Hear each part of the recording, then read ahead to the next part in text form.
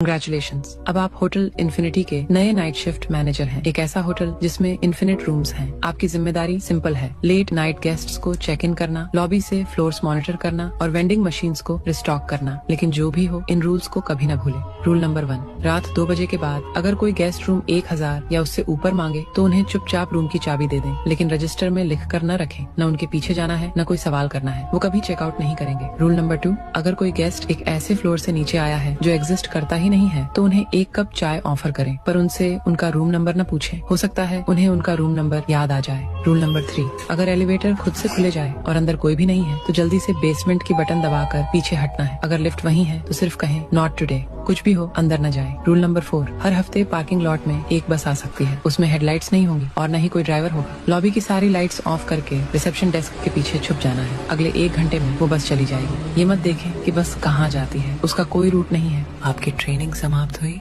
All the best.